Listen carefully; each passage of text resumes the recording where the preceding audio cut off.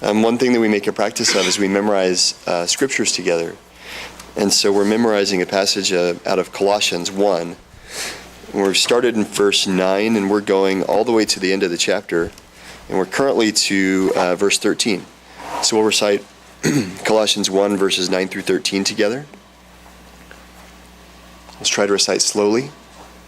And feel free to read along if you need some help. Starting with verse 9.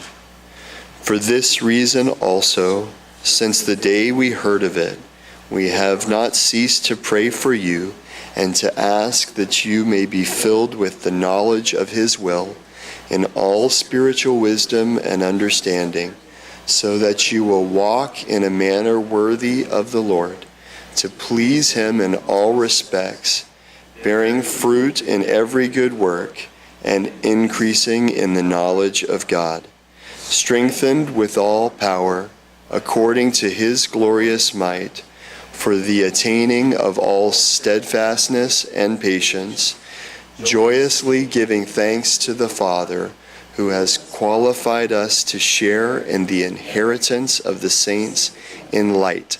For he rescued us from the domain of darkness and transferred us to the kingdom of his beloved Son.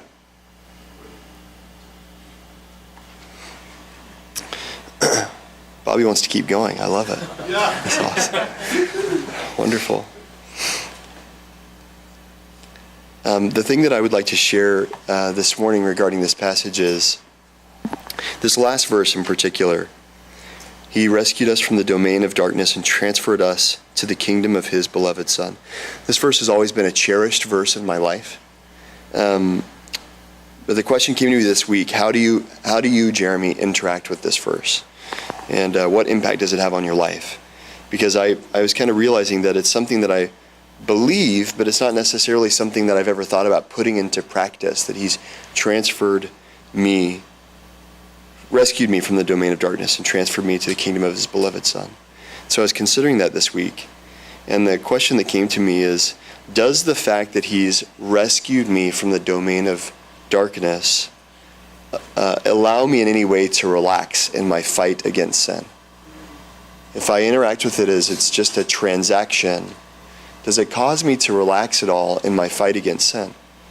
And the thing that came to me is, if it does, then that would be using this freedom as a covering for evil.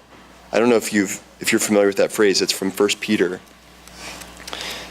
Peter says in 1 Peter 2, verse 16, he says, act as free men and do not use your freedom as a covering for evil, but use it as bond slaves of God. And what I see in connection to this Colossians passage is that using our freedom as bond slaves to God means in part that we're eager to seek to reclaim more and more of our lives and our hearts and our attitudes for God's purposes. What I mean by that is that we should be people who seek to be eager to receive light on whatever darkness remains in us. He has rescued us from the domain of darkness, but we live in this world. We live with our flesh, and the question is, are we eager to receive light on whatever darkness remains in us? And specifically in the context of the church and in the context of fellowship, the way that it was brought to me is really selfishly almost. I use that word deliberately, but seeking for something that I can apply, something that is applicable to my life in each and every church service, in each and every opportunity for fellowship, that I have a real attitude of, I want to receive light. Like, is my attitude that I probably have received all the light I need, or do I know in my heart there's still darkness, there's still areas of my life that I've yet to surrender?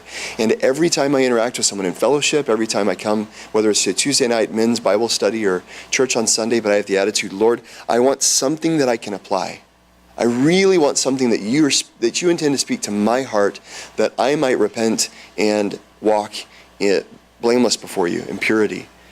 And I've seen that the pattern of godly men and women that I know, the pattern of their lives is that they are proactive in seeking out darkness, not just waiting for more light to be shed, that they're proactive about it. and that they will claim things which many others will overlook because they say, I'm actively looking for light and looking for God to reveal light in my heart. I saw, there's an example in David's life, this pattern of self-examination, of asking, and I've mentioned it before, it's in 1 Samuel, or maybe 2 Samuel. Which Samuel? 2 Samuel. But I mentioned this the other week, or a few weeks back, about how in 2 Samuel 7, there's this amazing statement that David says in verse 2, "See now I dwell in a house of cedar, but the ark of God dwells within tent curtains."